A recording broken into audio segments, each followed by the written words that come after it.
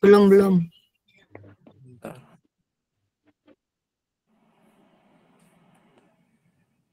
Bentar ya, maaf banget.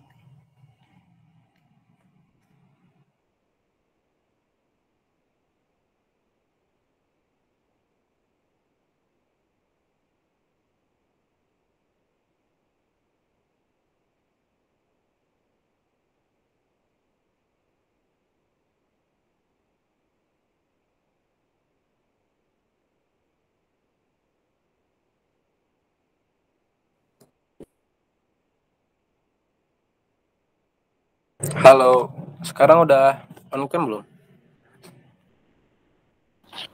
Oh Kak, sudah. Udah, oh, oke. Maaf ya sebelumnya, kita tadi udah on cam. Baik, lanjut ya. Kita bakal ngebahas tentang membaca dulu yang pertama. Mengapa membaca ini begitu penting dalam dunia penulisan? Aku ngutip salah satu kutipan dari filsuf abad modern dari Prancis yaitu René Descartes. Dia bilang begini, membaca semua buku yang bagus, layaknya sebuah percakapan dengan pemikiran terbaik di abad-abad sebelumnya. Artinya apa? Dengan membaca kita mempunyai privilege atau keistimewaan satu langkah untuk menjangkau dan meraih pengetahuan, wawasan, ide, dan inspirasi. Satu langkah lebih depan, lebih jauh dari orang-orang yang nggak baca buku. Emang dapat wawasan sama pengetahuan dari baca buku doang? Sebenarnya nggak juga sih, banyak juga cara dapetin wawasan dan pengetahuan. Tetapi membaca itu sangat intim gitu, karena dengan membaca kita melakukan proses kreatif dan juga kritis gitu. Ketika kita membaca suatu teks, maka di situ akan terjadi dialog antara teks yang kita baca dengan apa yang ada di dalam kepala kita, sehingga kita memproses informasi tersebut. Bahkan teman-teman sendiri juga sudah tahu ya bahwa membaca itu merupakan perintah pertama dari agama. Iqra, bacalah. Jadi memang sepenting itu membaca. Jujur, eee, pengalaman aku dalam membaca ini sebenarnya aku tuh waktu dari SMA aku nggak pernah baca sama sekali. Aku nggak suka buku, aku malah sempet kayak ngerasa, "Ngapain sih baca-baca buku, nggak penting banget sih baca buku," gitu. Terus waktu itu pernah sekali di akhir-akhir waktu SMA temen minjemin satu novel Versa Besari yang judulnya itu kalau nggak salah Catatan Juang, dan itu satu-satunya buku yang satu-satunya buku yang pertama aku baca selama itu. Eee, tetapi sehabis membaca itu aku ngerasa tetap tetap ngerasa bahwa, biasa-biasa aja, nggak terlalu penting juga ngebaca buku. Nah, semuanya berubah ketika aku mulai masuk ke kampus. Eee, dan kalian tahu ya teman-teman kalau jurusan aku itu filsafat yang benar-benar harus, nuntut kita buat baca buku lebih banyak. Jadi waktu kan semester 1 sama semester 2 perkuliahan itu, online semua ya karena masih Covid. Dan semester 3 semester 4 udah mulai kuliah offline, dan ketika mereka kuliah offline, teman-teman aku semua itu pada aktif semua gitu, diskusi di kelas, mereka ngebahas ini, ngebahas filsafat ini, ngebahas sejarah, ekonomi, hukum, dan semuanya. Sementara aku yang nggak punya bekal sama sekali, aku nggak tahu harus bahas apa, aku harus, join buat diskusi kayak gimana.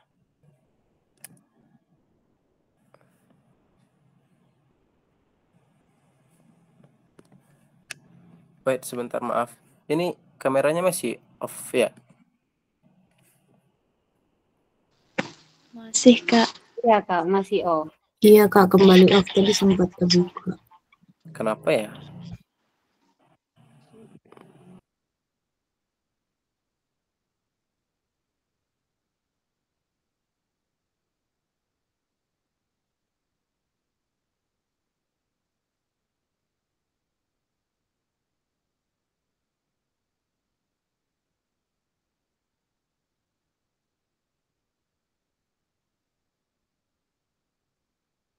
Halo, sekarang udah ada lagi.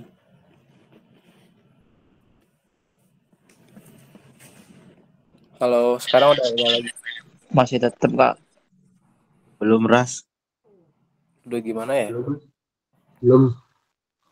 Soalnya pas aku buka ke pengaturan langsung keluar sendiri itu Gmail-nya.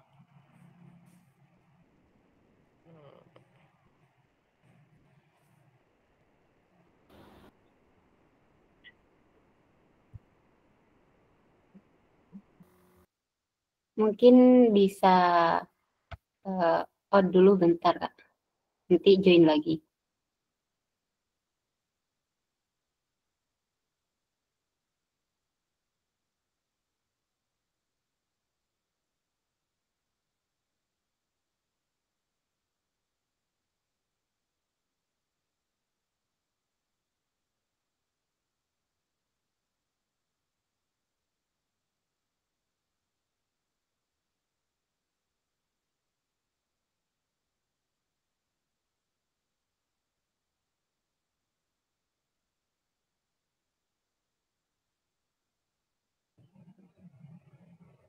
Halo, udah ada lagi ya?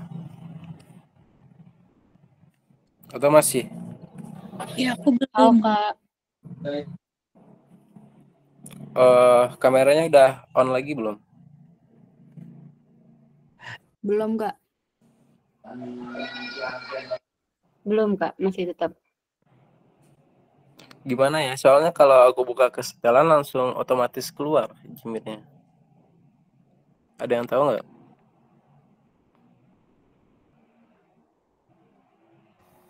Di bagian setelan videonya, kalau di-on-in nggak bisa, Kak.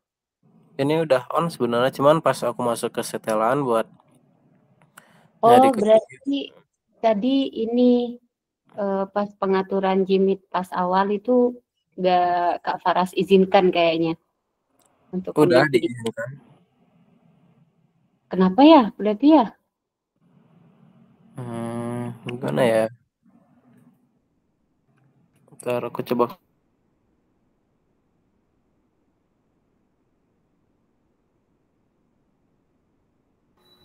Bentar ya teman-teman. Soalnya kan biar teman-teman juga tahu gimana wajah penulisnya gitu kan ya. Ya sambil nunggu, di sini udah ada yang punya bukunya Kak Faras nggak yang terbaru? Yang judulnya Bagaimana Jika Aku Mati Saat Ini. Sekarang masih? Ada, Kak. Ada. Ribet kameranya. Maaf ya, maaf sebelumnya. Tadi sampai mana ya? Oh ya. Jadi pas waktu aku kuliah udah semester 3 semester 4 kuliah offline dan semuanya di kelas pada diskusi, mereka ngebahas hukum, mereka ngebahas tentang Tuhan, tentang filsafat, teologi dan segala macam. Aku yang nggak punya bekal bacaan sama sekali, jadi kayak di kelas tuh cuma diem doang. Nah, awal mulai ngebaca itu saran dari teman sih, kayak ngasih buku nih, coba baca dulu deh ini gini-gini. Nah, terus dari semester 5 semester 6 baru keterusan baca buku. Sampai kemarin tuh setahun kemarin terakhir tuh baca buku yang aku tuh bikin target 50 dalam 1 tahun. Aku sempat ke 37 buku doang. Tapi menurut aku itu progres yang lumayan sih, dan setelah ngebaca buku aku mulai ngerasa bahwa ada banyak yang berkembang gitu. Ada progresnya lah gitu. Soalnya dari aku yang dulunya nggak berani buat bicara di depan orang, apalagi bicara di depan orang yang banyak nih, public speaking di depan umum, aku nggak sama sekali nggak pede. Cuman sekarang setelah ngebaca buku, aku mulai merasa yakin dan percaya diri buat bicara di depan umum. Dan dari ngebaca buku itu juga semakin banyak aku baca buku, aku juga semakin punya banyak wawasan, pengetahuan, ide, dan inspirasi. Nah, akhirnya tahun 2022 kemarin, 2002 apa 2023? 2023 terbit novel pertama aku yang judulnya Bunga Latar. Nah, itu novel pertama aku yang aku tulis benar-benar dari kosong banget. Aku nggak belajar teknik menulis, aku nggak punya tutor dan apapun itu benar-benar hasil aku sendiri, hasil setelah aku mulai ngebaca buku. Dan menurut aku sepenting itulah membaca buku buat menulis. Kemudian, kan kalau di PPT aku bikin yang nomor 2 mengumpulkan ide dan inspirasi ya. Tapi sebenarnya kalau dipikir-pikir lagi, buat nulis sehabis ngebaca buku, bahkan sebelum membaca buku kita juga harus memilih tema dulu. Misal nih kayak kita pengen, nulis buku tentang romance. Berarti tema-tema buku yang kita baca juga harus tentang romance, dan kita juga harus, ngebentuk, circle-nya gitu. Misal kita pengen nulis tentang romance, ya udah kita baca semua buku tentang romance, kita baca, buku-buku tentang cinta, tentang apapun itu. Dan, misal juga kalau kita pengen nulis tentang filsafat, kita juga harus banyakin baca buku filsafat. Karena menurut aku, buat pemilihan tema dalam penulisan ada 2 tingkat berdasarkan pembacaan. Pertama nih, aku ngebaginya menjadi 2. Pertama, aku ngebagi bagaimana cara kita menulis buku dari yang awalnya kita tuh nggak pernah baca buku sama sekali. Dari yang kita ngerasa bahwa kita nggak punya, kemampuan buat nulis buku, bagaimana caranya kita nulis dengan, teknik yang kita nggak tahu sama sekali. Jadi menurut aku yang pertama tuh kita memulai, ketika bacaan kita baru sedikit dan pengetahuan kita juga sedikit, eee, kita harus pandai-pandai dalam memilih bacaan buku. Artinya nggak semua buku cocok dengan kita, bener kan? Jadi, satu buku pertama yang kita baca akan membentuk paradigma kita dalam memandang kehidupan ke depannya. Semisal nih, semisal kita awam dalam dunia membaca, terus kemudian kita mulai membaca satu buku. Anggap saja satu buku yang kita baca itu filosofi teras. Nah, ketika kita membaca buku filosofi teras, kita menyerap semua yang dikatakan oleh buku tersebut.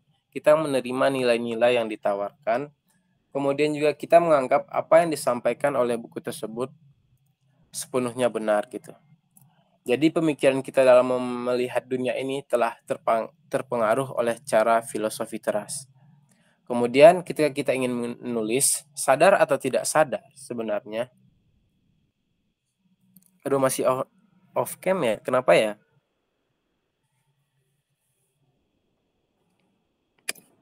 Maaf banget ini guys. Ada yang tahu nggak kenapa ya kira-kira?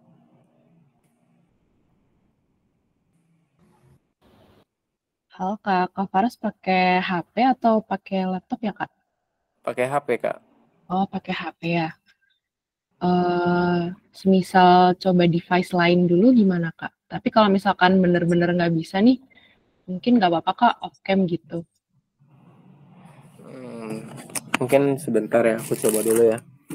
Oke, Maaf ya sebelumnya. Ditunggu ya, teman-teman. Oke, thank you. Gila.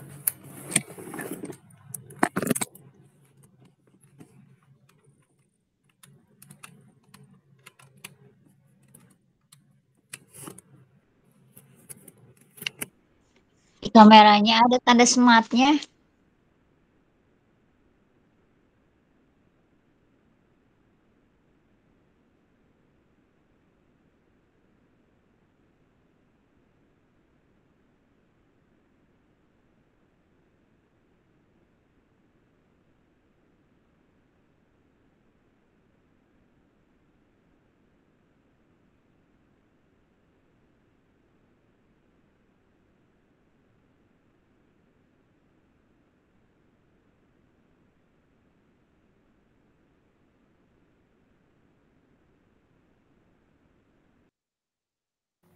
Oke, lanjut pertanyaanku yang tadi, teman-teman.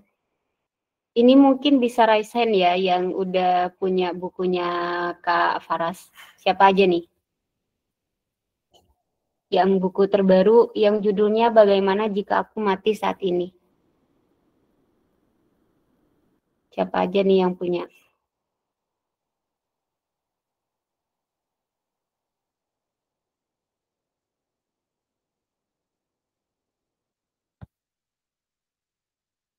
Belum ada yang punya. Kayaknya tadi ada yang punya deh.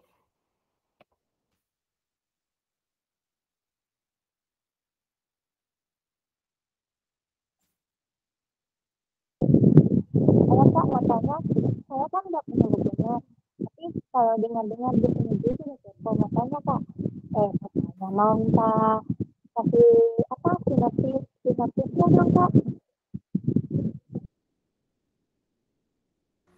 Maaf Kak, suaranya blubuk-blubuk di aku jadi kurang jelas. Gimana? Gimana Kak Fitriani? Sinopsisnya kenapa?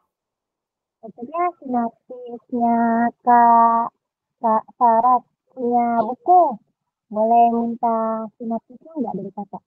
Kakak baca buku. Belum ini ya, belum bisa bagikan itu ya. Nanti tanya aja langsung ke Kak Faras pas sesi ini pengenalan bukunya ya. Nah, jadi teman-teman yang pengen punya bukunya nih, gimana Mbak Iva? Bisa beli di Buat tadi yang ngepoin sinopsisnya boleh banget nih cek di webnya kita atau di Shopee-nya Detak Pustaka. Di situ teman-teman bisa cek sinopsis dari buku-buku yang terbit di Detak Pustaka, termasuk sinopsis bukunya Kak Paras gitu. Oke, thank you. Nah, selain pengen ngepoin bukunya Kak Faras nih, kan pastinya ada buku penulis-penulis yang lainnya. Dari teman sendiri ada yang pengen jadi penulis nggak sih? Sebenarnya saya mau. Oh, banyak ya, banyak. Waduh, kayak di demo. Banyak yang pengen jadi penulis. Semuanya. Udah ada belum? Halo Kak Faras, mana nih? Kameranya udah on belum? Sudah Kak, sudah. Oke, Bismillah, semoga nggak ini lagi ya. amin. Oke Ada Kak, tanda bisa sematnya lanjut soalnya Kak. tadi.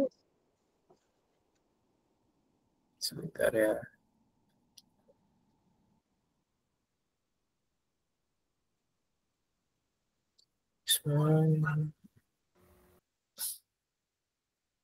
Oke Kak, udah aman.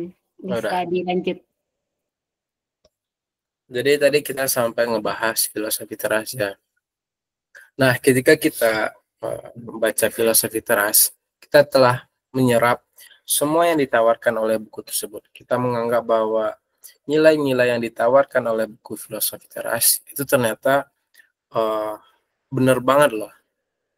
Nah, jadi kita menganggap kayak semua yang dikatakan buku filosofi teras itu benar.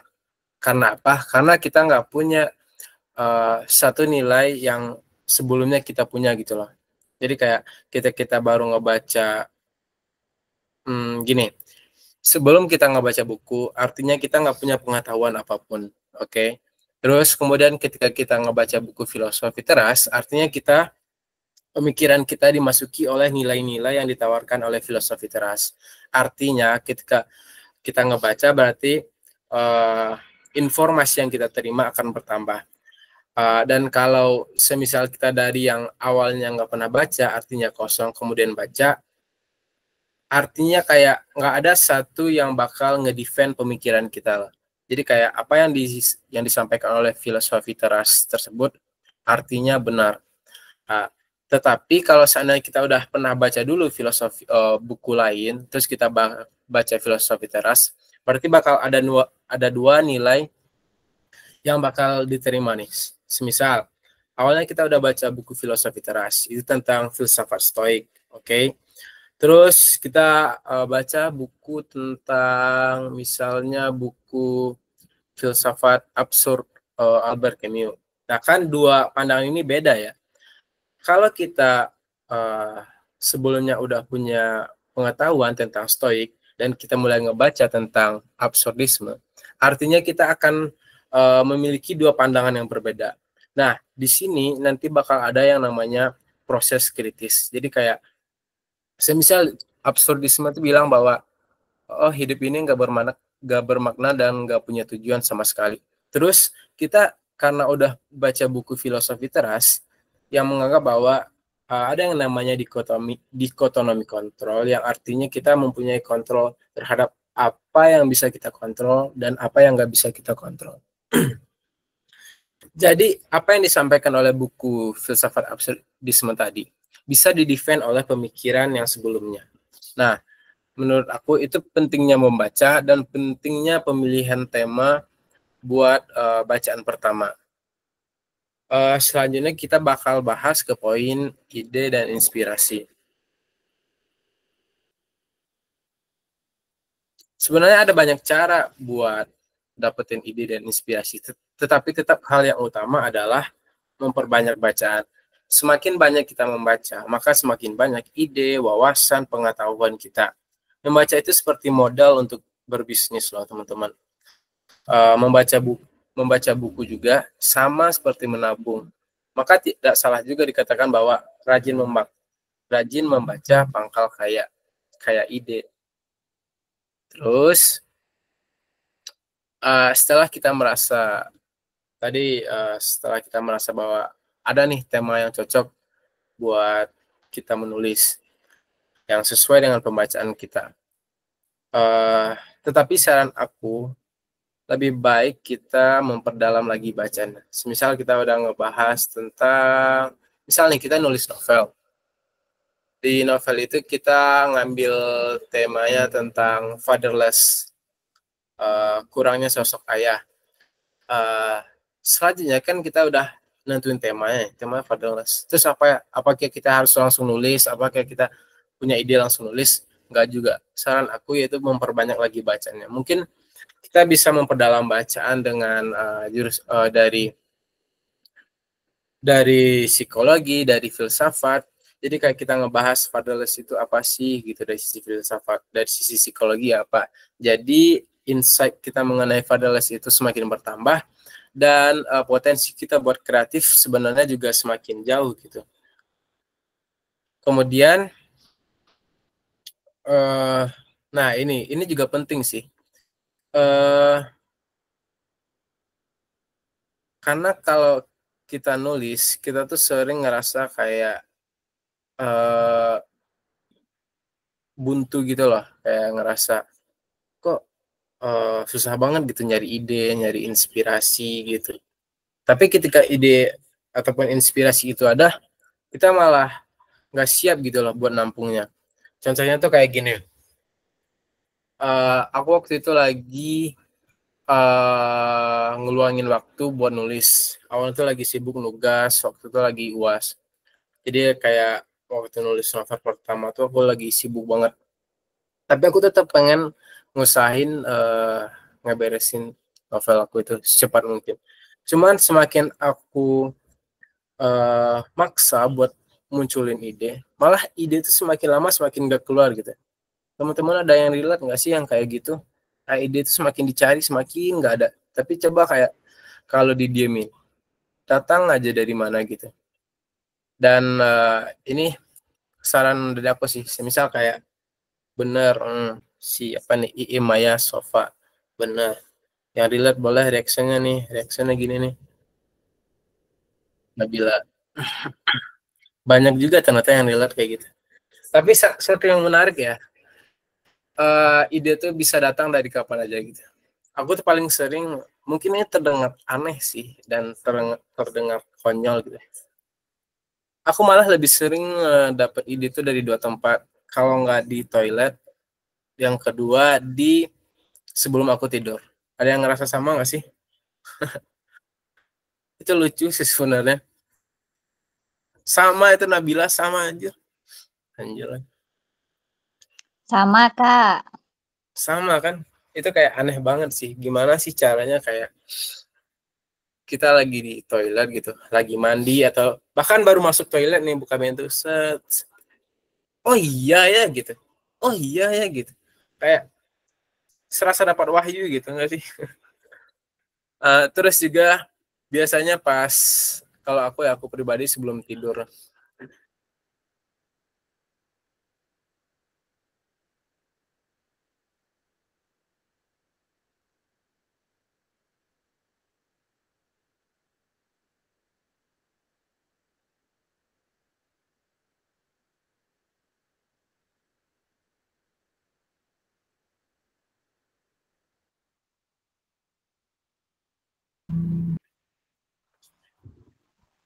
Udah aman nggak? Maaf. Oke. Ini Oke, bisa lanjut. toilet ruang inspirasi bener banget sih. Terus yang waktu itu aku lagi malam-malam dari jam 10 sampai jam 11 aku tuh pengen nulis. Dari jam 10 sampai jam 12 aku udah siapin semuanya, aku udah siapin kopi, laptop, buku segala macam. Tapi apa hasilnya nihil. Terus aku ya udah mending tidur. Terus pas aku tidur ternyata nggak bisa tidur, dan selama pengen tidur itu aku kayak mikir nulis apa ya, dan kayak tiba-tiba aja gitu loh ada ide, tiba-tiba itu kayak satu kalimat doang, set. Pas sudah datang kalimatnya aku langsung mending ini langsung WC World Change, perubahan dunia dari awal. Benar sih, kocak. Terus kayak dalam satu kalimat doang nih aku bangun, terus nyalain laptop lagi, aku mulai nulis. Dari jam 1 aku nulis sampai jam 3 itu nggak berhenti sama sekali. Itu cuman karena satu kalimat doang gitu. Jadi menurut aku ya, kalau semisal teman-teman punya ide atau inspirasi atau apapun itu, kayak ngerasa anjir ini keren banget nih, anjir lagi astaga, sorry bawa ini ide keren banget sih ini gitu. Jangan bilang kayak tunggulah nantilah. Jangan. Saran aku, semisal ada ide, kalian tuh harus siapin langsung buku, langsung ditulis, atau bisa di HP, di catatan di HP. Jadi langsung tulis saja biar idenya nggak hilang. Dan sebisa mungkin kumpulin sebanyak mungkin semua ide itu. Dan selanjutnya itu proses menulis. Dan di proses menulis ini sebenarnya lebih banyak tentang mengenai teknik sih. Jadi kayak mungkin teman-teman ada juga yang udah pernah nulis, ada yang udah terbit juga bukunya kan. Jadi kita sebatas sharing aja ya. Menurut aku menulis tuh lebih enaknya, menurut teman-teman dulu nih, lebih enaknya anggaplah kita nulis novel. Lebih enaknya kita pakai outline dulu, garis besar dulu, kita bikin peta dulu, atau langsung nulis bebas. Menurut teman-teman lebih enak mana? Bisa raise hand ya yang mau ngobrol langsung sama Kak Faras. Nulis bebas, outline. Ada Eko Wijiani barusan. Oh, Farisa juga nulis ya. Banyak aku online kan. Gimana, Sebenarnya Kak? ada kelebihan masing-masing sih tentang. Gimana Kak Asmi tadi? kalau aku pernah baca bedsheetnya Save the Cat, tau nggak? Itu pakai outline ya kalau itu.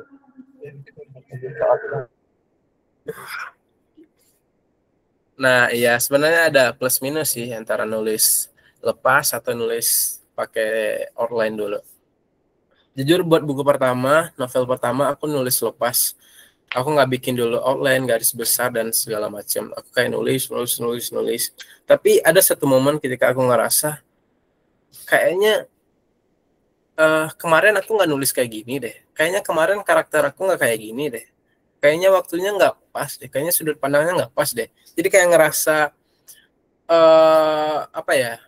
Ada pertukaran di situ loh. Benar juga sih, Marcel. Terus kayak semisal poin plus dari nulis outline adalah kayak ide kita tuh jelas gitu. Kita udah ngebikin dulu outline-nya secara garis besar. Misal kayak kita nulis dari tokohnya siapa aja, terus temanya apa aja.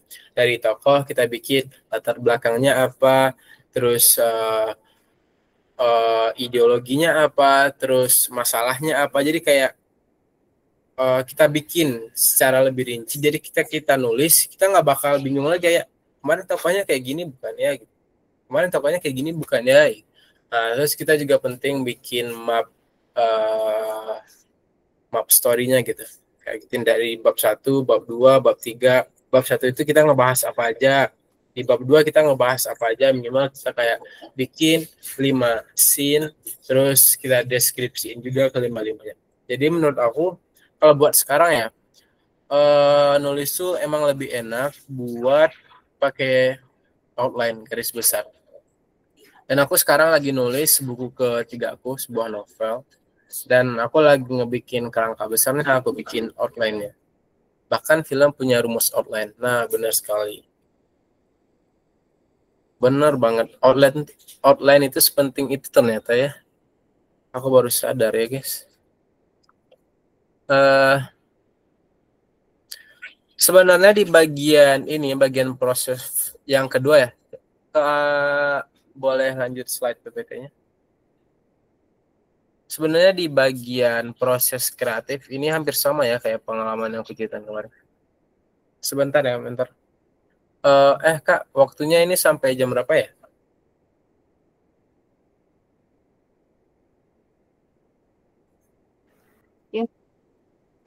Oke, lanjut aja dulu Kak. Oh, baik. Sampai selesai. Sebenarnya ya kita lanjut ke poin kedua, bagaimana proses kreatif dan kritis aku dalam menulis. Pada proses kreatif itu sebenarnya hampir sama ya kayak yang aku bicarain di poin yang pertama tadi. Cuman kita bakal bahas lagi lebih jauhnya. Yang pertama di bagian proses kreatif, lagi-lagi aku bakal masukin membaca hal baru. Untuk kesekian kalinya aku sampaikan bahwa untuk kreatif kita perlu banyak wawasan dan pengetahuan. Setuju nggak? Kalau buat kreatif, buat inovatif, supaya kita bisa berpikir out of the box, kita perlu banyak wawasan dan pengetahuan kan? Benar. Semuanya gini. Caranya dengan apa? Ya dengan membaca buku. Karena dengan membaca buku, kita punya peluang yang lebih gede lagi. Baca buku mulu emang gak bosan apa gitu. Ya mau gimana lagi gitu.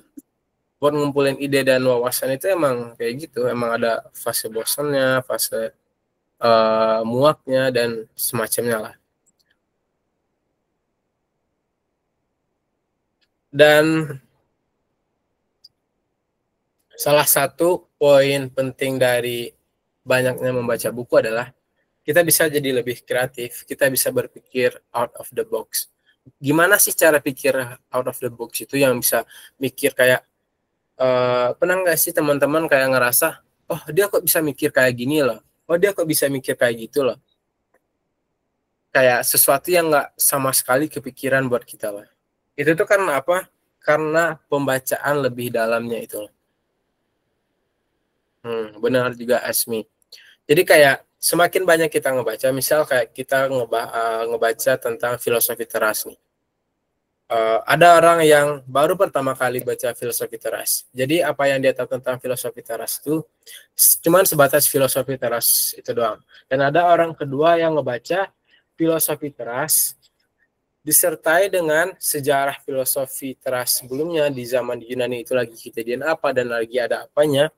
Dan sebab akibat kenapa filosofi teras itu ada, filsafat stoik itu ada, orang yang pertama dan orang yang kedua itu, mereka itu sama-sama baca filosofi teras, filsafat stoik. Tapi bedanya apa? Kenapa orang yang kedua bisa lebih kreatif mikirnya, bisa lebih out of the box? Karena orang yang kedua itu dia tuh benar-benar memahami gitu kayak filosofi teras, filsafat stoa. Apa sih filsafat stoa?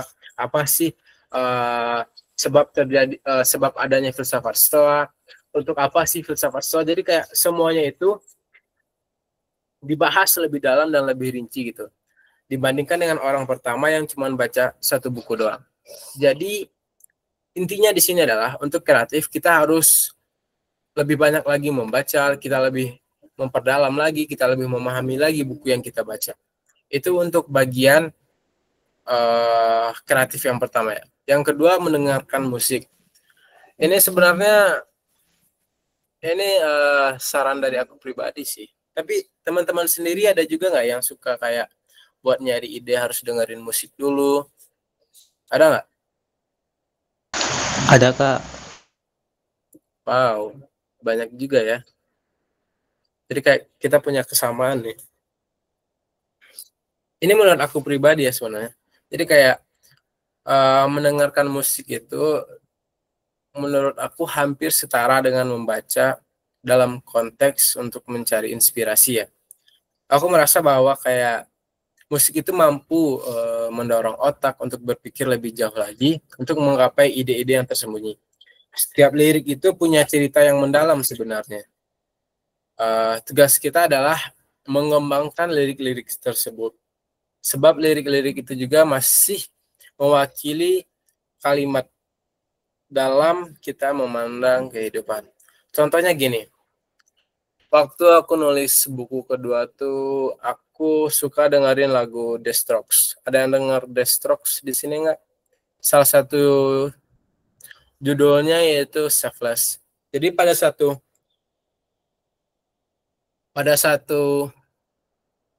baris liriknya, dia tuh bilang gini, life is too short, but I will live for you. Nah, ini kan cuma satu kalimat doang ya. Kayak satu kalimat doang, tapi pas kita lagi nulis, kita ngerasa kayak, oh ternyata mungkin kalimat ini bagus loh buat inspirasi.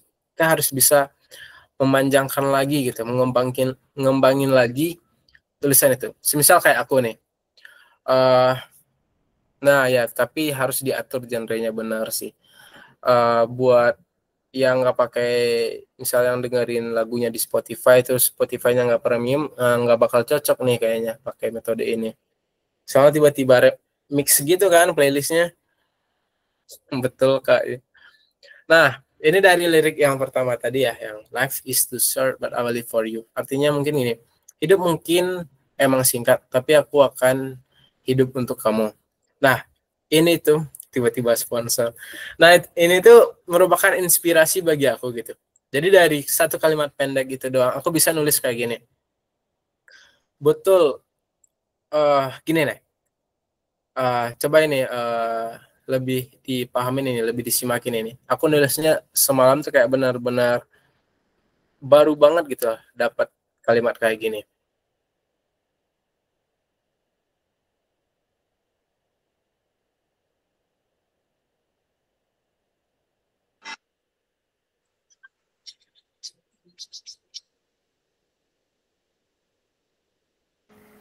Kak Farasnya nge-lag ya? Apa di teman-teman juga nge-lag? Oh ya, oke. Thank you. Bentar ya.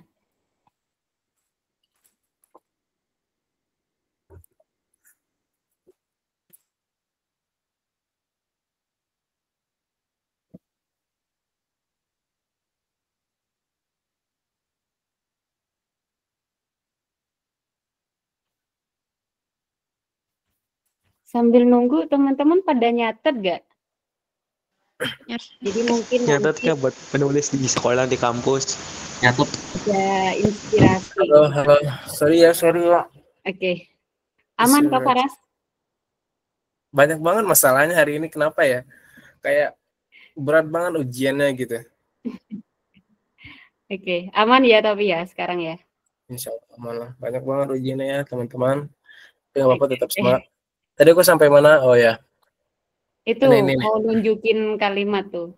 Oh, mau nunjukin kalimat. Jadi gini nih. Aku dapat inspirasi itu dari lirik lagunya. Dia tuh bilang hidup itu singkat, tetapi aku akan hidup untuk kamu. Jadi aku nulisnya semalam tuh kayak gini. Betul, aku tahu kehidupan ini singkat, tetapi bukankah itu yang menjadikannya berarti? Pernah kau bayangkan hidup yang berlama-lama atau panjang, atau bahkan abadi, pasti akan memuakkan dan membosankan. Sesederhana perbandingan bunga plastik dengan bunga yang mekar di pagi hari, yang dipetik di sore dan layu di malam hari.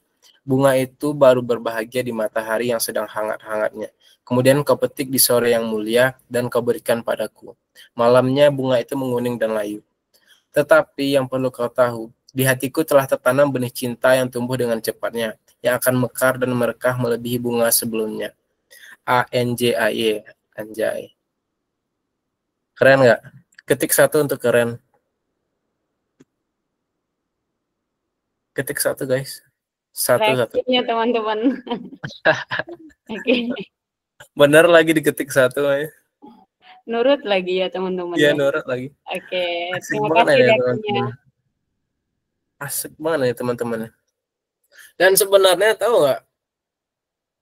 Sebenarnya kita bisa asik banget ke Faris ini. Ya teman-teman juga asik. Itu Aina. Ada Aina. Aina nih teman sekelas aku tahu. Keren sih Aina. Respect Aina udah ikut gabung webinar aku. Terus juga kayak sebenarnya loh, kayak kita tuh bisa nyari inspirasi dari lagu apapun, dari genre musik apapun gitu. Kadang kan kita ngerasa, ngapain sih dari lagu ini alay loh, lagu ini nggak bagus loh. Padahal nggak juga sih. Kita bisa juga nyari inspirasi atau ide dari lagu-lagu yang mungkin orang anggap itu aneh, alay dan sebagainya. Kayak aku kemarin mikir-mikir kan, lagi dengerin musik. Nah, terus karena ya emang jujur ya Spotify aku emang gak premium dan playlistnya itu mix gitu.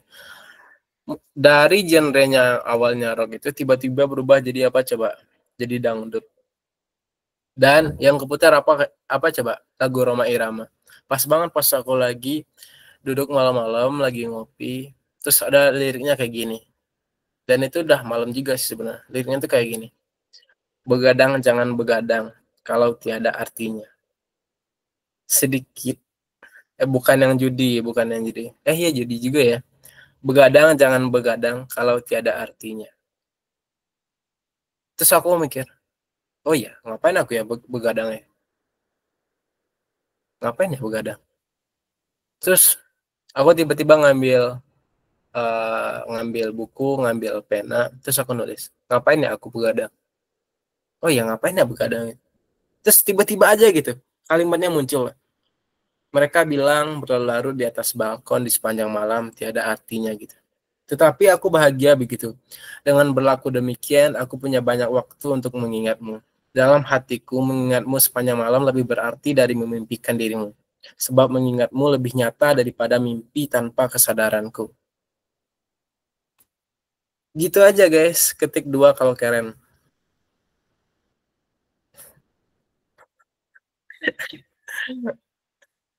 Seru banget lagi. Anjir. 2 asik, 2. Itu yang ngetik 5 siapa itu?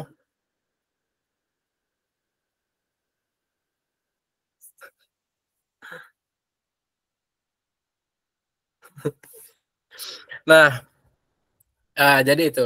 Jadi apa yang ingin aku sampaikan tadi adalah sebenarnya banyak loh tempat kita buat nyari ide dan inspirasi. Nggak harus selamanya dari buku. Kadang kan kita ngerasa, capek lah ngebaca buku mulu, muak lah, bosan lagi. So, ada banyak cara baca buku, kayak salah satunya kayak dengerin musik gitu.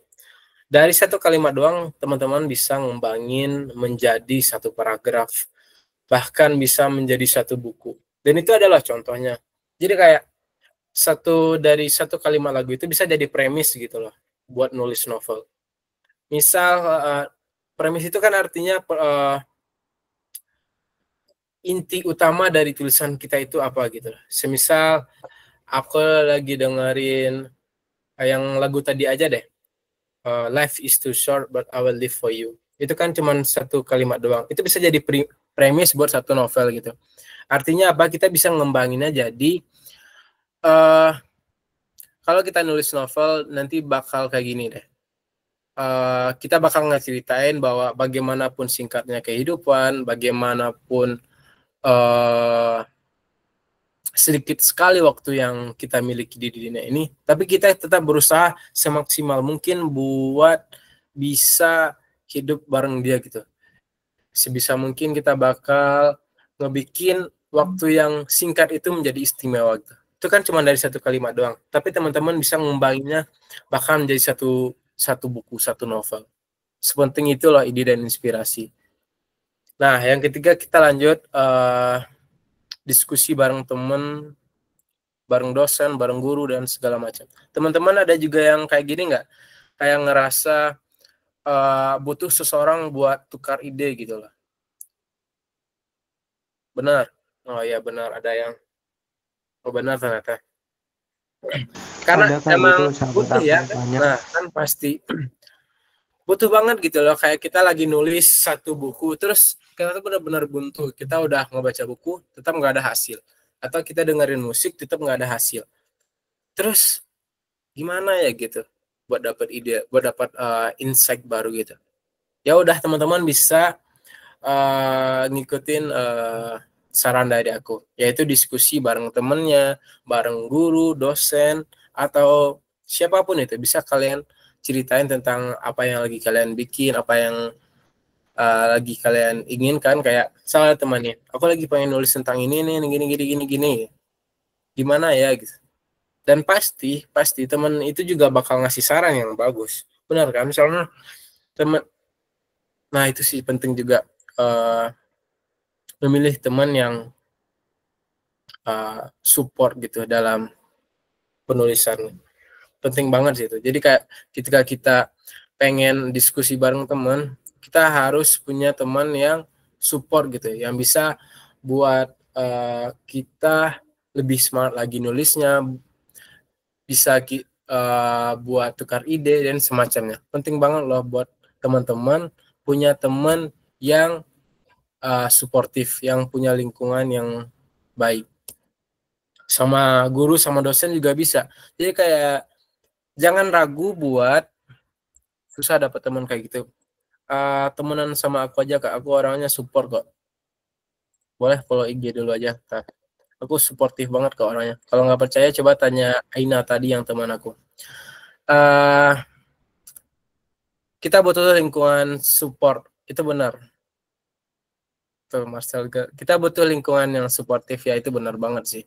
Dan sekali lagi teman-teman jangan ragu buat minta saran atau dapat kritik dari orang-orang yang kita anggap yang punya pengetahuan lah di bidang itu. Kayak teman-teman mungkin yang nulis, yang kuliah, mungkin bisa ke dosen, atau teman-teman yang masih sekolah bisa ke gurunya mungkin.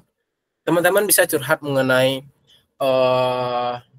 apa yang kalian bikin. Misal kalian pengen nulis novel, tapi kalian nggak tahu caranya dari mana. Terus kalian udah belajar sendiri, tapi tetap nggak bisa. Teman-teman bisa cari orang buat bantu teman. Misal kayak aku nih, aku lagi nulis novel. Terus aku lagi buntu banget. Dan dengerin musik juga nggak dapat ide sama inspirasi. Jadi akhirnya aku nyoba buat kontak ke dosen aku bilang, Pak bisa nggak ketemuan gini, aku lagi pengen ngebahas ini. Nah, dan yang pasti dari teman-teman juga harus ngasih ruang buat teman-teman bisa nerima saran dan kritik gitu loh.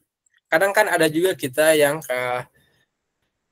pengen nih buat cari teman buat tukar ide, buat tukar imajinasi, terus sudah datang ke orangnya, terus dia orang yang ngasih saran dan kritik segala macam, tapi kita tetap ngerasa kayak kamu mah nggak berhak gitu buat nentuin buat ngasih saran atau ngekritik tulisan aku gitu loh. Ada nggak sih yang kayak ngerasa gitu? Sedikit terdengar kayak negatif banget kan? Nah, itu dalam nulis juga itu yang pentingnya adalah ngasih ruang ke diri buat ngeletakin antara saran dan kritik gitu. Jadi ruang buat kritik dan saran itu jangan sampai ditutup gitu lah. Karena kan kita ngerasa, tulisan kita udah bagus banget ini mau dikirim ke penerbit Gramedia, GPU, apa segala macam pasti bakal diterima nih, saking pedenya gitu. Nah, tetapi apa yang kita nggak sadari adalah kita menutup ruang buat saran, buat kritik gitu. Padahal kritik dan saran itu penting sebenarnya kalau kita bisa open minded dan berpikir terbuka gitu loh. Karena masih suka buat silakan.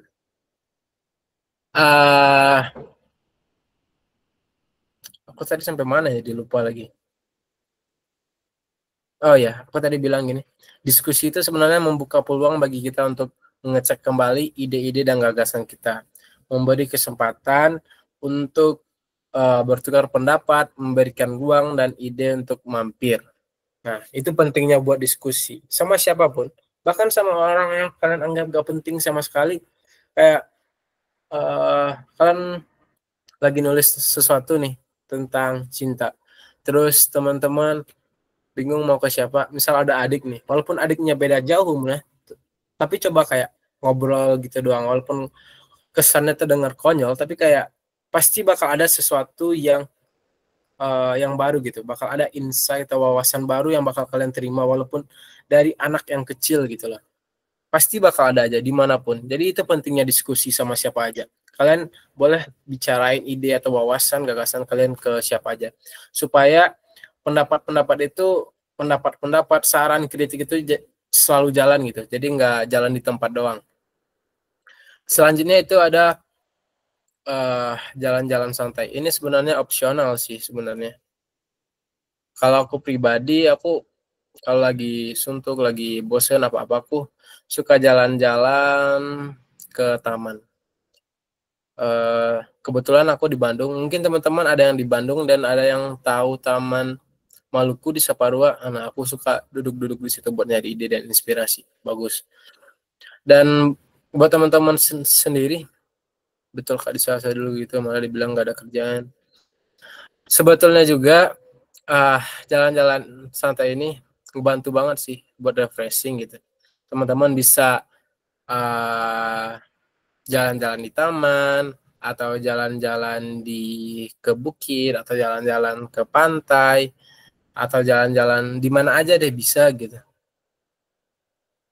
Oh, nonton film. Oh iya, nonton film ada. Aku lupa sih nulisnya ini. Nonton film salah satu sumber ide dan inspirasi juga loh. Aku juga orang yang suka nonton film. Makasih tadi udah ngingetin. Karena nonton film itu juga, mereka yang buat film juga sebenarnya orang yang banyak baca buku tahu. Coba lihat kayak sutradara yang udah tinggi gitu namanya. Kayak Abbas Kiarostami, kayak Wong Kar-wai, dan semuanya gitu. Selalu banyak. Jadi kayak inspirasi ini terbuka, teman-teman. Oh, sebenarnya banyak banget film lah. Muhammadiyah ini siapa nih? Jangan-jangan Dio lagi. Jadi sebenarnya banyak gitu lah buat teman-teman buat nulis, nyari sumber inspirasi, sumber ide di mana. Mulai nonton film, dengerin musik, diskusi bareng teman, membaca hal baru, jalan-jalan santai, semuanya banyak gitu. Jadi kayak nggak ada lagi alasan buat kita ini nggak nulis. Nulis itu sepenting itulah. Terus kita masuk ke pembahasan kedua, proses kritis. Sebelum. Ini yang slide PPT buru-buru amat ini ya. Inspirasi dari K-dramaan K-pop. Boleh. Kita ngebahas cepat aja ya di bagian proses kritis ini. Yang pertama di bagian proses kritis ada melihat dan memahami realitas. Yang kedua ada memilih satu persoalan yang tampak. Yang kedua mencari teori yang relevan dengan permasalahan. Dan yang keempat mengembangkan teori sebagai alat pemecah masalah. Nah begini teman-teman. Seperti yang aku bilang tadi di awal, pembacaan buku pertama yang kita baca juga bakal ngebentuk paradigma kita dalam memandang realitas ini. Jadi penting buat teman-teman memilih buku pertama yang bakal dibaca. Kemudian juga ketika teman-teman ingin nulis satu novel, yang novel itu bermuatannya tuh ada sedikit kritis-kritisnya gitu loh. Teman-teman mungkin bisa, waduh, sorry ya kalau aku ngingetin tentang skripsi kamu. Aku skripsian juga soalnya. Lanjut. Jadi kayak gini. kita teman-teman pengen nulis novel dan teman-teman pengen masukin unsur-unsur yang ada kritis-kritisnya gitu. Jadi novel teman-teman tuh ada sedikit insight lebihnya lah gitu buat pembaca gitu. Ada sedikit wawasan dan pengetahuannya gitu. Teman-teman bisa ngikutin langkah aku ini. Yang pertama, melihat dan memahami realitas. Jadi begini, kita hidup di dunia ini, di negara ini, di lingkungan sosial masyarakat, kita ini dikelilingi oleh berbagai problem atau masalah. Benar kan? Ke arah mana saja kita memandang, di seluruh penjuru dunia pasti selalu ada masalah. Di mana saja itu, di setiap sudut bumi manapun pasti ada masalah. Nah, sekarang adalah bagaimana cara kita melihat dan memahami masalah tersebut. Semisal, kita belum punya tema buat nulis, tapi kita pengen cari tema buat kita belum punya tema buat menulis, tapi kita pengen cari tema buat nulis. Caranya bisa gini. Kita bisa ngelihat sekarang ini. Kayak sekarang ini apa aja sih masalah yang banyak kita hadapi di lingkungan sekitar. Mungkin di lingkungan teman-teman beda atau segala macam. Tapi secara yang kita lihat sekarang ini kayak ada banyak masalah. Pertama ada kayak korupsi, tentang pemerintahan, itu banyak juga tuh tema yang bagus. Atau tentang mental health, kayak buku aku sekarang yang ngebahas tentang mental health gitu. Nah, teman-teman bisa melihat dulu nih situasi sekeliling kita. Kita punya masalah apa sih di sekitar kita? Kita nggak usah jauh-jauh dulu kayak kita harus ngangkat tema tentang genosida, tentang Palestina. Itu mungkin ya bisa aja, tapi itu terlalu jauh gitu. Mending kita cari tema yang sebenarnya itu dekat sama kita gitu. Yang tema yang itu butuh solusi cepat dari kita gitu. Yang butuh jangkauan tangan dari kita gitu. Nah, kan aku tadi udah bilang ada banyak tema permasalahan yang ada di sekeliling kita, kayak korupsi, tentang pemerintahan, tentang mental health dan segala macam. Itu menarik gitu. Ketika kita udah melihat dan memahami, ternyata banyak masalah nih di sekitar kita. Langkah selanjutnya apa? Yaitu kita memilih satu tema persoalan yang tampak. Dari sekian banyak tema permasalahan, kita bisa milih satu. Misal kita ngambil ini aja deh. Kayak aku, buku yang kedua itu. Ngebahas, aku ngangkat tema bunuh diri. Jadi aku ngebahas poinnya itu di mental health. Ketika udah ada permasalahan, terus kita udah memilih satu persoalan, memilih satu tema yang bakal kita bahas, langkah selanjutnya apa? Langkah selanjutnya yaitu kita mencari teori yang relevan dengan permasalahan tersebut. Contohnya kayak gini. Aku udah ngelihat sekeliling aku dan aku udah memahami bahwa ternyata di lingkungan sekitar aku itu ternyata bunuh diri ini termasuk masalah yang benar-benar butuh perhatian gitu. Nah, dan aku milih, kayaknya masalah bunuh diri ini penting lah buat aku bahas. Kemudian apa selanjutnya? Yaitu mencari teori yang relevan. Kan bunuh diri ini bisa dilihat dari banyak sudut pandang ya, dari banyak teori. Bisa dari filsafat, bisa dari psikologi, bisa dari agama, dan bisa dari manapun. Nah, aku misal ngambil bunuh diri ini dari sudut pandang filsafat, yaitu filsafat eksistensialisme. Nah, selanjutnya aku bakal ngebaca lebih banyak tentang eksistensialisme itu apa, terus tentang makna hidup itu apa, tentang bunuh diri itu apa, dan baru aku nanti bakal masuk ke tema selanjutnya itu mental health. Aku bakal ngebahas bunuh diri dari sudut pandang filsafat itu. Nah, kemudian langkah selanjutnya apa? Yang tadinya kita tema permasalahannya udah ada, terus teorinya kita juga udah punya. Terus yang terakhir apa? Yaitu kita mengembangkan teori tadi sebagai alat pemecah masalah. Mungkin ya dari masalah, terus dari teori tadi mungkin terdengar susah gitu buat masukinnya gimana. Nah, disitulah pentingnya tadi proses kreatif. Gimana teman-teman bisa buat menjadikan sesuatu yang rumit menjadi sederhana gitu loh. Kayak kan ngebahas bunuh diri nih, terus ngebahas mental health dari filsafat eksistensialisme, pasti itu tuh kayak rumit banget ya kedengarannya rumit dan susah lagi. Tapi ketika teman-teman udah memperdalam masalah itu, seperti yang aku bilang sebelumnya, teman-teman bakal bisa berpikir kreatif out of the box. Teman-teman bakal nemuin jalan yang teman-teman mungkin nggak bakal sadari. Yaitu kayak aku nulis buku yang terakhir itu tentang bunuh diri. Aku ngambil tema mental health, aku ngambil sudut pandang filsafat eksistensialisme, dan aku ngembanginnya menjadi tulisan-tulisan pendek, kutipan, puisi, dan yang bisa dibaca oleh semua orang. Nah, paling itu dari sisi proses kreatif dan kritis aku. Sedikit ya, boleh ini slide lagi PPT-nya, Kak. Nah, ini yang bagian terakhir. Aku bakal ngebahas sedikit aja sih mengenai buku yang ini, bagaimana jika aku mati saat ini. Seperti sebelumnya yang udah aku bilang, aku bahas ini aku ngambil tema bunuh diri, aku ngebahas dari sudut pandang filsafat eksistensialisme. Pertanyaannya, kenapa aku nulis buku ini? Karena waktu itu aku lagi nginep di rumah teman, dan waktu itu lagi subuh-subuh sekitar jam 4 atau jam 5. Aku lagi scroll Instagram waktu itu. Jadi kayak scroll, terus aku lihat ada berita bunuh diri, ada bunuh diri yang mahasiswa apa gitu, yang dia tuh lompat dari, pokoknya aku lupa.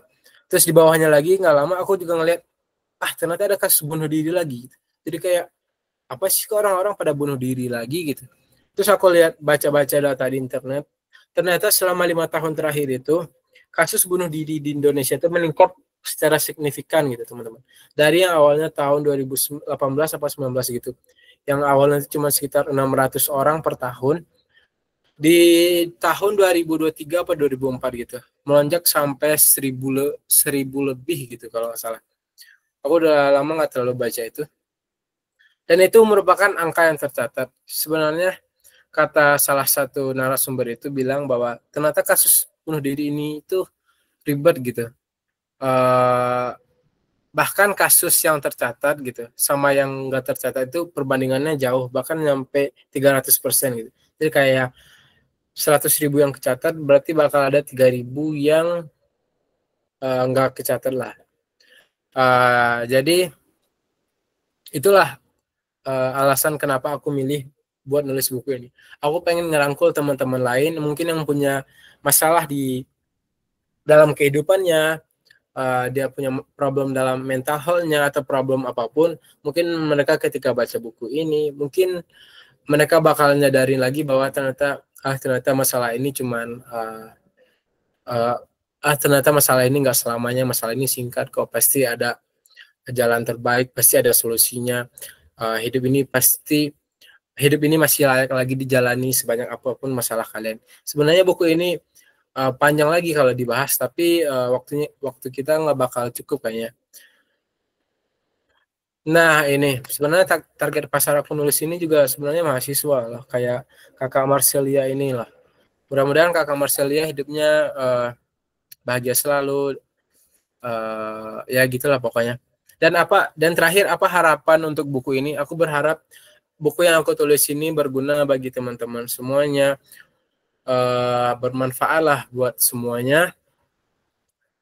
Meskipun sedikit yang aku tulis, seenggaknya ini bakal membantu buat teman-teman ke depannya gitu. Jadi, dan juga mungkin buat teman-teman yang pengen diskusi lebih lanjut, ngebahas lebih lanjut tentang buku aku ini, boleh nanti kita ngobrol lebih jauh lagi. Karena waktunya mungkin nggak bakal cukup sekarang ini ya. Mungkin slide terakhir, ada slide terakhir nggak ya? Oh, ini ada kesimpulan nih. Dalam hidup yang, nah ya ini quotes dari aku nih. Dalam hidup yang teramat singkat ini, tinggalkan satu kenangan, suatu karya yang abadi, yang menandakan bahwa kita pernah hidup di dunia ini. Jadi ini motivasi buat teman-teman buat lebih smart lagi nulis gitu. Jadi kayak seenggaknya walaupun hidup ini singkat, kita punya kenang-kenangan loh buat ini. Bisa jadi kayak nama kita bakal kecatat dalam sejarah gitu loh. Atau mungkin terakhir banget ya sebelum masuk ke sesi pertanyaan. Abadi dalam karya pemikiran sama kayak aku. Oh gini nih. Biar jadi lebih keren kayak gini nih. Teman-teman bisa mungkin kalau yang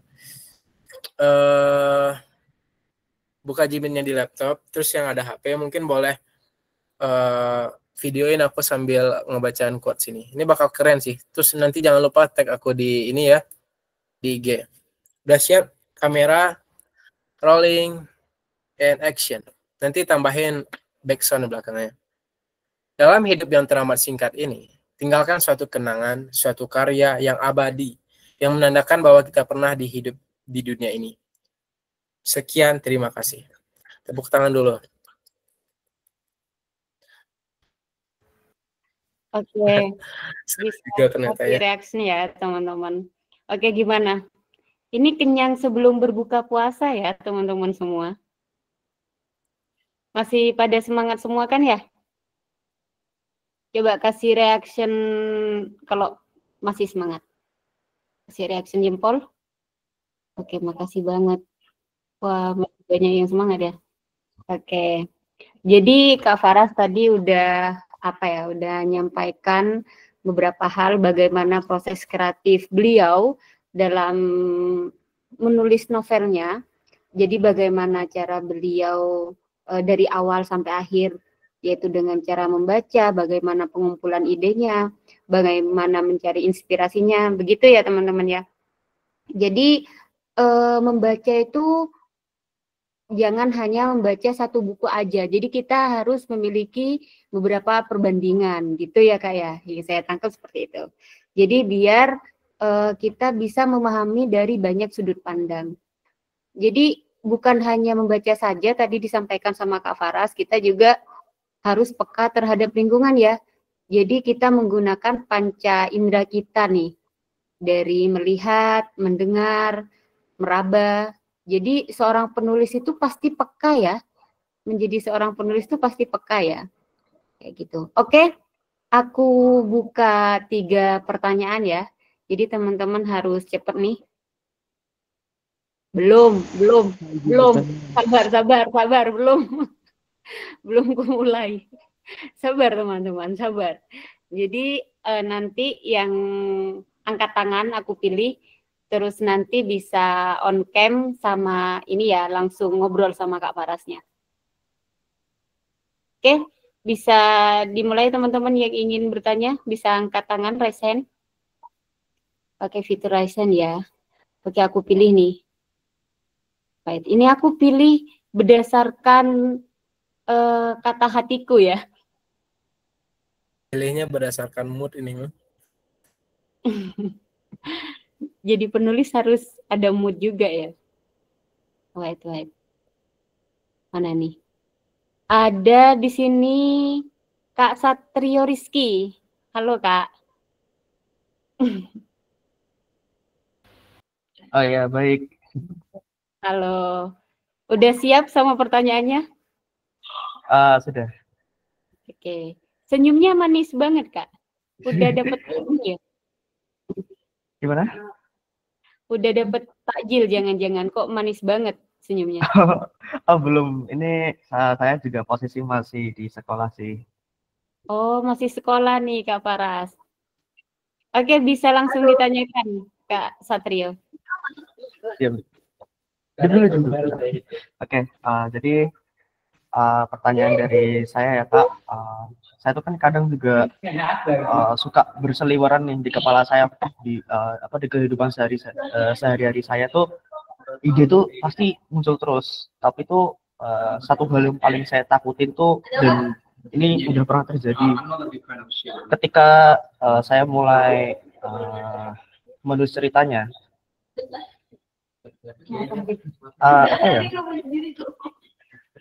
Ada sesuatu yang kayak ganjil gitu, dan tiba-tiba cerita itu berhenti.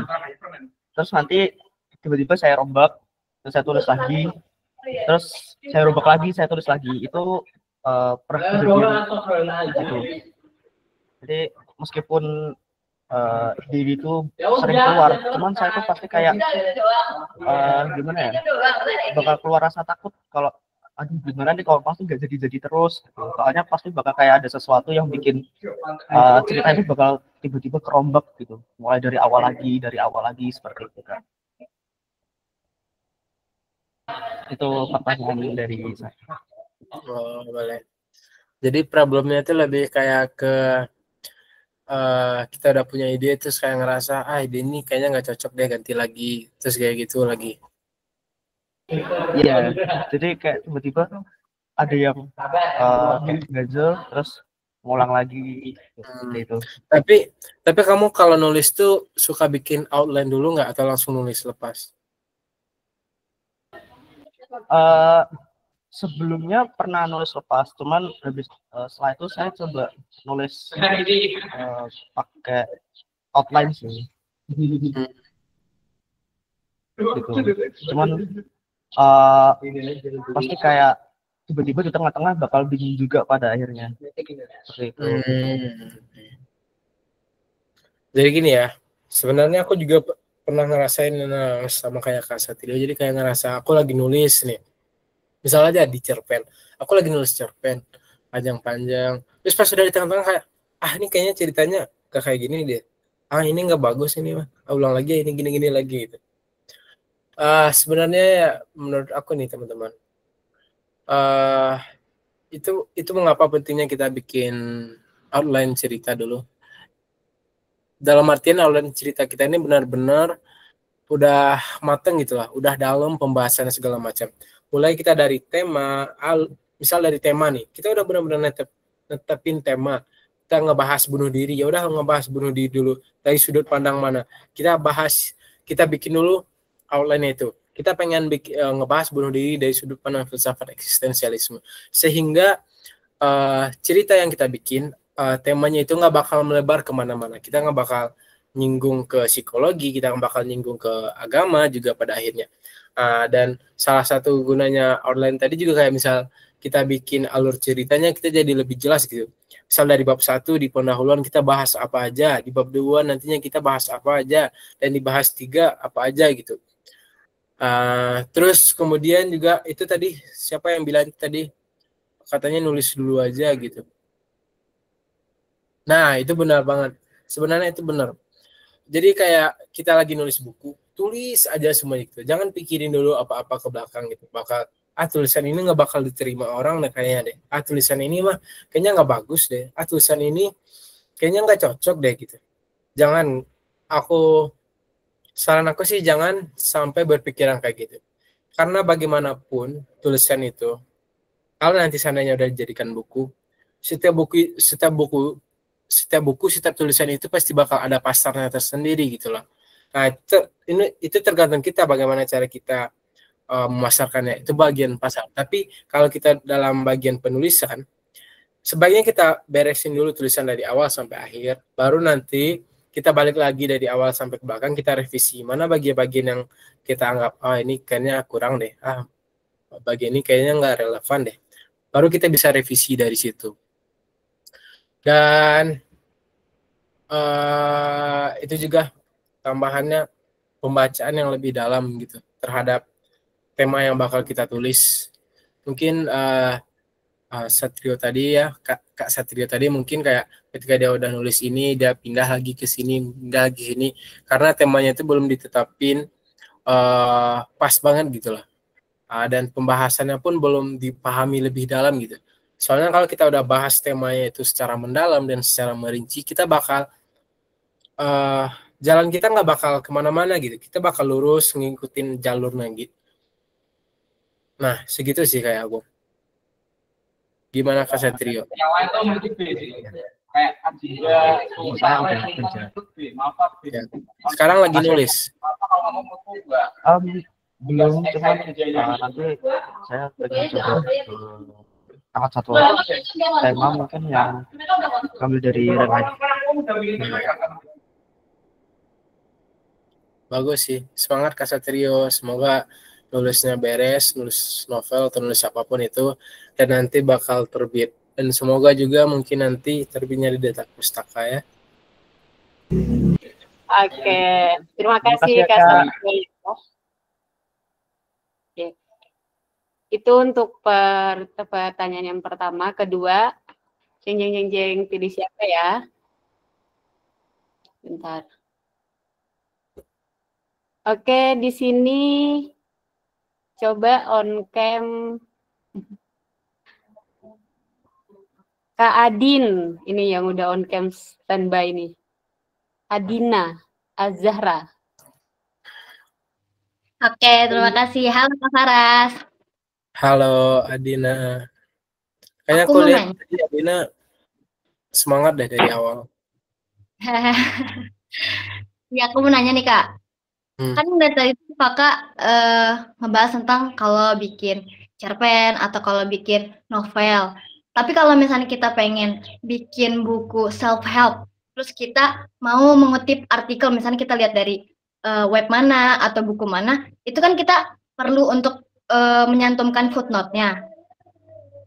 Tapi kalau misalnya kita mengutip kata-kata doang dari satu buku misalkan, saya jadi teringat kutipan yang dijelaskan dalam buku ini. Itu kita perlu nggak sih izin sama penulis bukunya? Itu aja sih. Sebenarnya kalau kita bikin buku tentang self-help, self-improvement, dan semacamnya itu, terus kita ngutip kalimat yang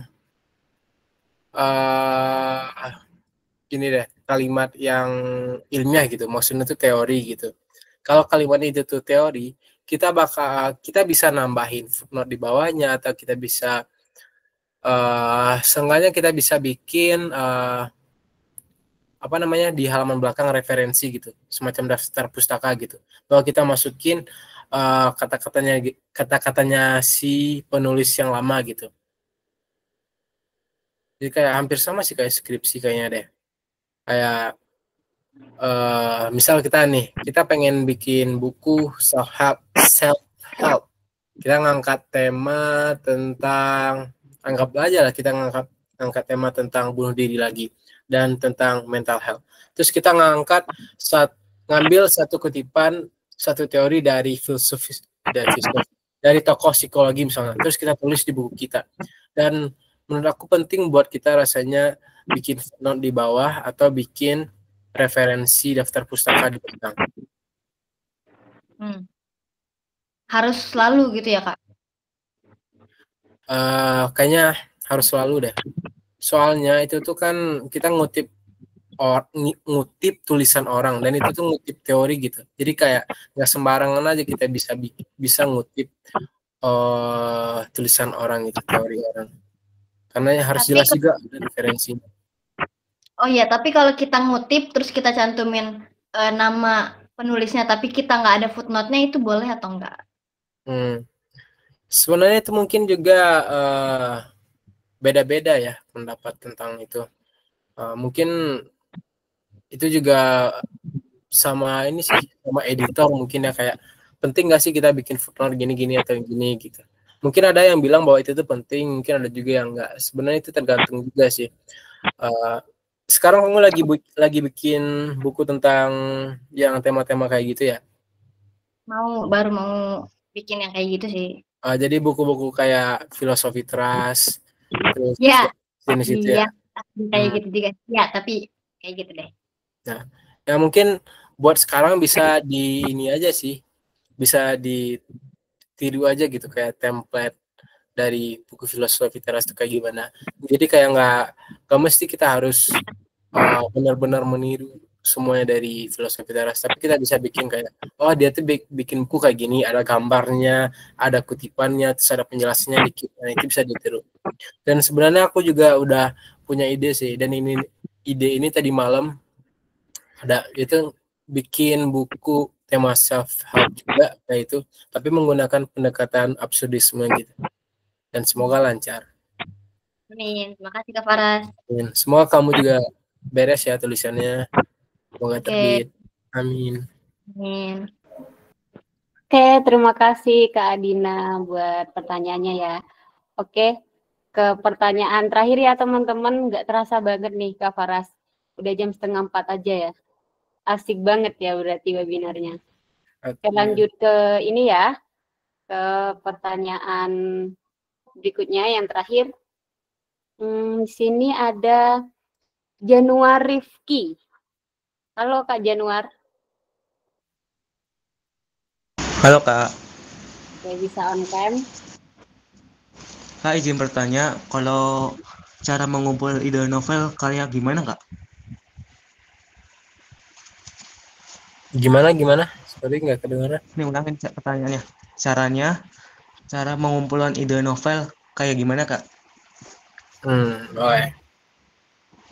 Soalnya kan novel aku kan udah terbit 2 nih di sekolahan. Mau ide aja. Mau di apa? Kan novel aku kan udah terbit 2. Terus akunya mau cari lagi cara mengumpul ide-ide novel kayak gimana. Oke. Gitu, Kak. Makasih. Siap. Sebelumnya keren sih untuk Kak Ya. Januar Rifki. Ketik 1 untuk Kak Januar Rifki. Thank you, Faira. Jadi gini ya, gimana sih caranya buat kita ngumpulin lagi ide buat nulis novel. Sebenarnya udah aku singgung ya dari pembahasan kita tadi. Mulai dari kita pengambilan tema bacaan, terus pemilihan tema, terus kita mencari teori, terus kita di proses kreatif kayak gimana. Tapi nggak apa-apa, aku bakal jelasin sedikit lebih lanjut lagi. Jadi untuk nulis novel, kita penting rasanya untuk nentuin tema dulu. Semisal udah ada tema nih garis besar. Tema misal lagi-lagi kayak bunuh diri, mental health deh. Kita ngebahas mental health. Terus kita udah ada tema nih. Gimana caranya supaya bisa jadi novel? Nah, selanjutnya adalah kita bikin outline dulu. Karena kita udah punya tema mental health. Terus kita bikin dulu outline-nya. Misal dari premisnya apa, terus sinopsisnya apa, terus map story-nya kayak gimana, jalan ceritanya kayak gimana. Jadi yang penting buat cari tema dulu, terus melakukan pembacaan lebih jauh untuk tema tersebut. Mungkin kayak gitu dulu. Oh gitu, Kak. Aku ada kata-kata, Kak, serius. Ada kata-katanya Kak Januar Rifki.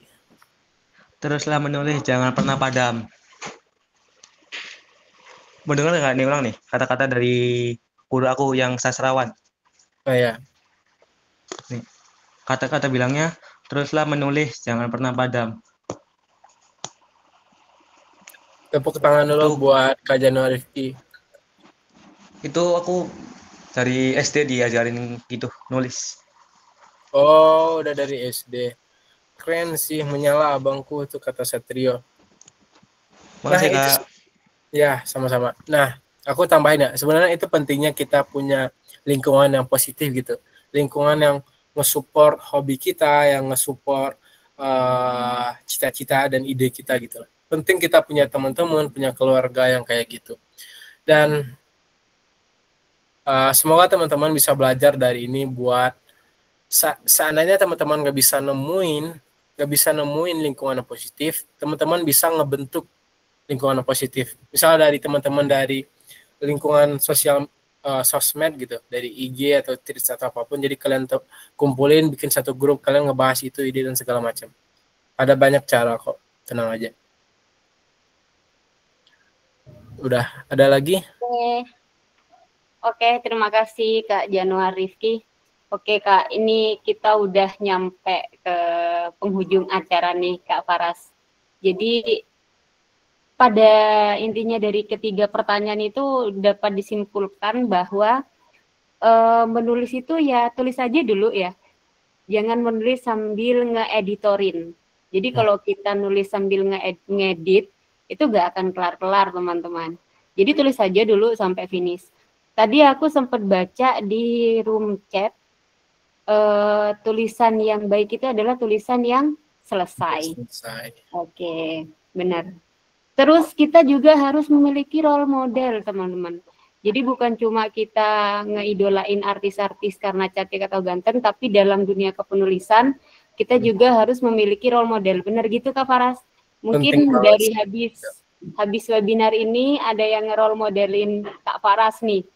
Karena gaya kepenulisannya atau karena public speaking-nya, itu boleh teman-teman, karena di situ kita bisa mencontoh bagaimana gaya kepenulisan, tapi bukan menjiplak ya teman-teman ya. Seperti itu. Jadi sebelum saya tutup nih Kak Faras, ada yang ingin disampaikan ke teman-teman?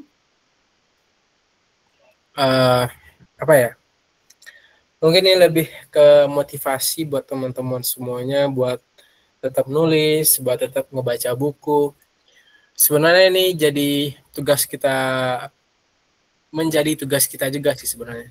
Nah, kita kan tahu bahwa di Indonesia minat baca buku dan jangankan menulis, minat baca buku aja rendah gitu.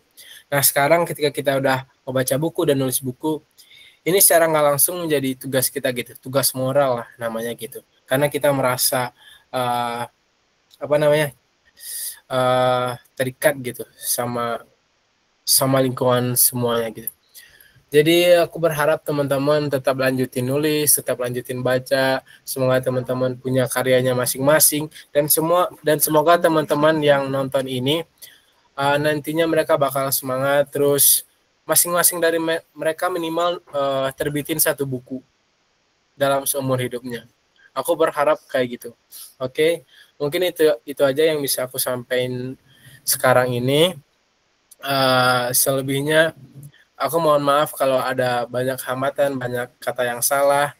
Aku benar-benar terima kasih sama teman-teman yang udah nyempet ngasih waktu luang buat nonton di sini, dan nontonnya sampai 57 loh, banyak banget loh, dan ya terima kasih sekali lagi. Dan kayaknya aku bakal berbaik hati deh. Jangan lupa nanti follow Instagram aku. 2 orang yang aku pilih bakal dapat buku aku. Nanti aku bakal kirim ke sana. Oke? Boleh di follow. Nanti aku bakal kirim 2 buku aku buat yang terpilih. Oke, tuh teman-teman, keren banget kan. Kapan lagi dapat buku gratis? Oh ya, mengutip dari Kak Faras tadi, kita itu harus memiliki lingkungan yang baik untuk support kita menjadi penulis. Jadi teman-teman jangan keluar grup webinar ya, karena kedepannya kita bakalan ada writing class yang juga gak kalah keren nantinya dan sama kayak gini. Jadi teman-teman jangan sampai keluar dari ini ya, grup ya. Gitu. Itu udah di-spill ya untuk IG-nya Kak Faras. Ntar lagi jadi centang biru nih Kak. Dia. Oke. Oke, sebelum out semuanya, Kak Iva siap untuk dokumentasi. Jadi boleh on cam semua? Oke, Kak Ayu ini mungkin share screen-nya. Oh, udah aku lepas pin. Oke, aman. Oke. Bentar ya teman-teman, mungkin bisa sambil siap-siap nih buat on cam. Oke, udah siap semuanya? On cam ya teman-teman. Biar debut nanti di IG-nya Duta Pustaka, centang biru loh IG-nya. Ya. Oke, aku aba-aba ya. 1, 2, 3. Oke, sekali lagi ya teman-teman. Bentar. Aku hitung lagi. 1, 2, 3. Oke, thank you banget teman-teman. Oke, terima kasih ya. Jadi cukup sekian untuk webinar kali ini. Semoga kita selalu diberikan kebahagiaan untuk terus menambah ilmu kita tentang menulis. Karena ketika kita sudah dengan cintanya merawat literasi kita, maka kita akan abadi selamanya. Gitu ya teman-teman. Jadi aku Ayu Novitasari, terima kasih untuk Kak Faras, pemateri kita pada sore hari ini. Keren banget, dan terima kasih juga untuk teman-teman semua yang antusias sekali ya dari tadi. Oke, aku Ayu Novitasari atau Nosa, pamit undur diri. Wassalamualaikum warahmatullahi wabarakatuh. Waalaikumsalam warahmatullahi wabarakatuh. Yuk, di webinar selanjutnya teman-teman. Sudah. Terima kasih. Dengan pesan-pesan. Oke, thank you. Thank you, Kak. Terima kasih. Thank you.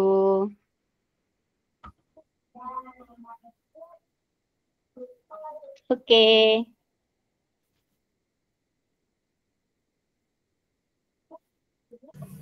Dio. Bentar ya, Kak. Oke, santai. Ya, Kak Faras. Bentar ada Kak, ini temanku tadi dia mau nanya katanya, cuman nggak dapet ini. Iya nih Kak. Mau ini berarti ya? Mau lanjutan berarti ya? Mau lanjut sampai buka deh kayaknya. Apa dah yang? Masih boleh bertanya Kak Faras? Apa dah yang? Yang bahasa Indonesia lah, Cok. Ya apa-apa. Kaget. Jadi gini Kak Faras, dari yang Kak Faras sampaikan tadi, kan inti dari semuanya kan ini adalah kita harus rajin membaca ya Kak Faras.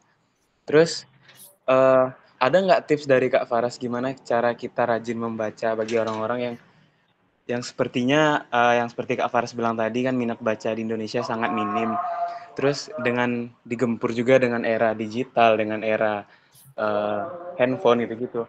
Menurut Kak Faras masih gimana cara kita biar bisa rajin membaca? Terus satu lagi, apakah buku digital dan buku cetak itu menurut Kak Faras sama efektifnya atau enggak? Terima kasih.